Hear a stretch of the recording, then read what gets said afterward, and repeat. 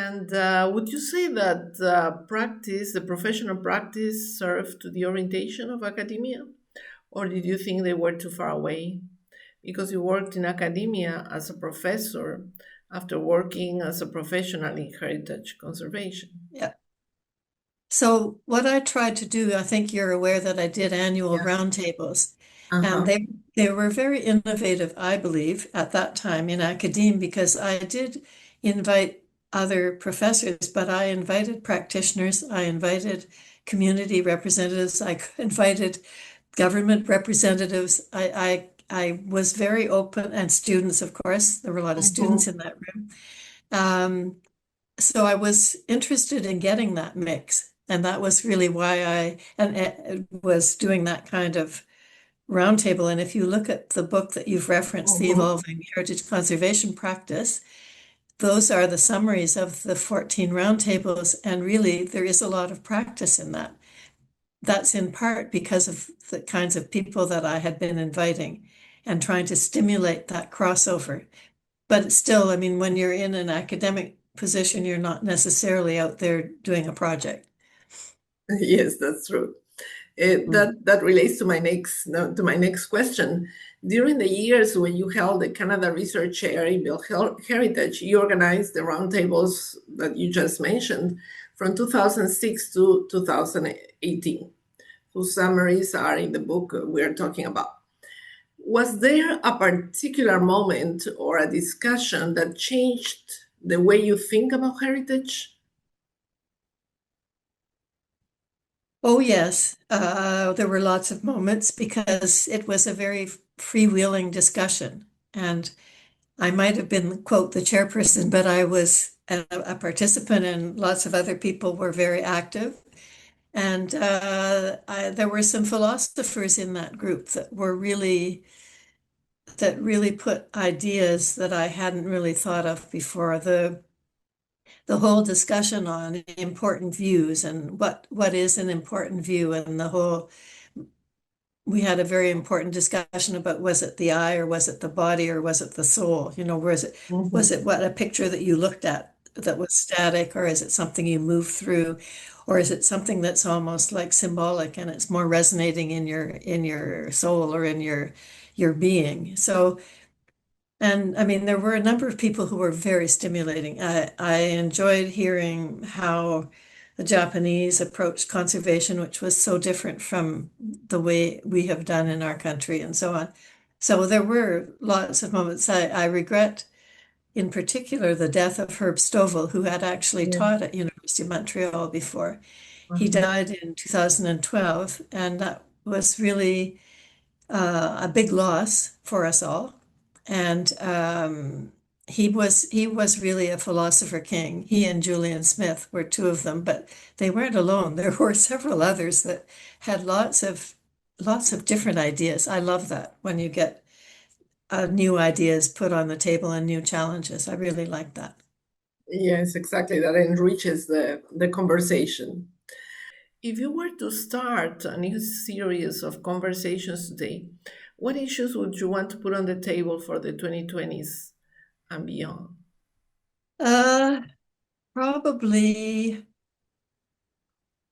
communication. How do we get a how do we insert? And I think the word heritage, if I don't know if you remember the last, I'll come back to my answer, but I don't know if you remember the last roundtable when the students talked about the H word and we should eliminate the H word, the heritage word. And one of them actually did a drawing, which is in the book. Exactly. And That is yeah, the it was small H, no, which is the low it was a heritage. small H. Yes, it Uh-huh. was indeed. But I think the communications that people who are promoting heritage conservation need to really rethink how they present all that in a way that is, but they're more a facilitator and less saying this is how it should be. I guess that would be the communications would be one part, and the other would be probably greater interdisciplinarity. I I tried to bring in different disciplines, but I would love to have a bigger roundtable with a whole bunch of the many disciplines that contribute to a discussion or conversation on conservation of heritage. And that goes from geology to geography to history to urban studies to engineering. I mean, it goes on, archaeology, it goes on and on. It's a big, big world out there. And you need really that kind of conversation, and you need more people just not representing a particular point of view, but just regular people.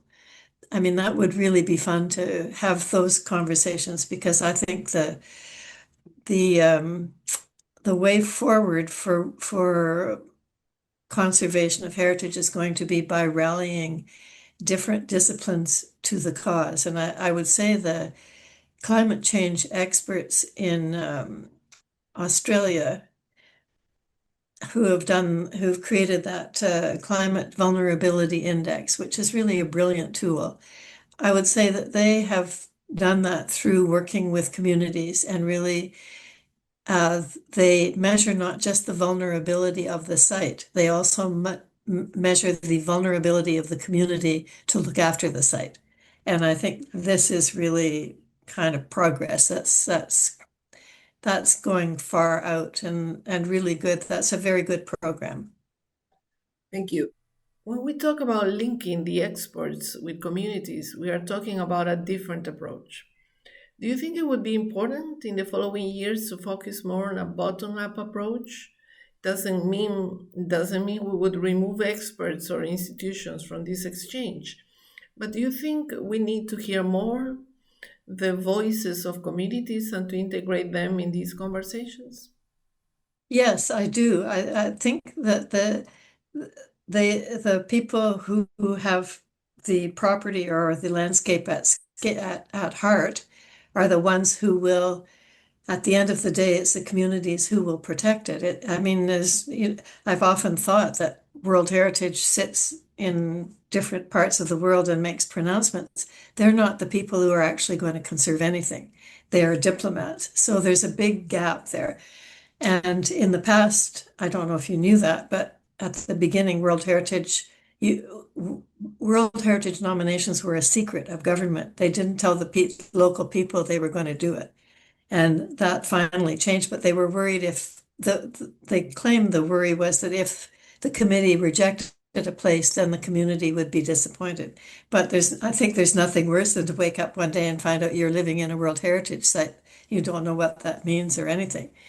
On the other hand, I do think that, while I do believe pretty strongly in bottom up, I also think that there are many communities. It's not just the people in the specific community. There are virtual communities that care deeply about places. Mhm. And I think uh, that the field is so complicated that people who are good facilitators with knowledge can really help support communities. And that I would never see, I shouldn't say never, but I think it's harder for communities to distinguish on their own without some help of research and saying, well, look at this example or look at that example and think about how yours fits there and so on. I think there's a bit of that would need to happen as well. Exactly. So more integrated work for the following years. Well, and my last question, which just to finish, to wrap up, how can we build differently with what already exists in the built environment? And considering the challenges we've been talking about. Well, I think location is important to choose, to consider that there will be a coastal erosion, that water will rise, sea level is going to rise. I would argue for checking out carefully the location. I think choosing building materials that are more resilient to Mhm. particularly the strength of storms, and also the all the seepage because of the there's going to be a lot of water that's going to sit around. So I would say building materials. I'd say location, building materials. I guess the other thing is I would encourage looking at context, and that is what I'm talking now less about physical viability, and I'm talking more about social resilience. I mean, it's the thing of how new buildings fit within a context, and to do it in a way that the landscape is safe to some extent and can support biodiversity and the various experiences that people need to have in nature. That the context is important, understanding the context and being subtle, I guess, or careful about how your interventions fit within that landscape. Thank you very much, Madam Cameron, for your time and for your insights about built heritage conservation. I'm sure people will appreciate your views. Thanks again, and à la prochaine. Merci beaucoup. Thank you very much.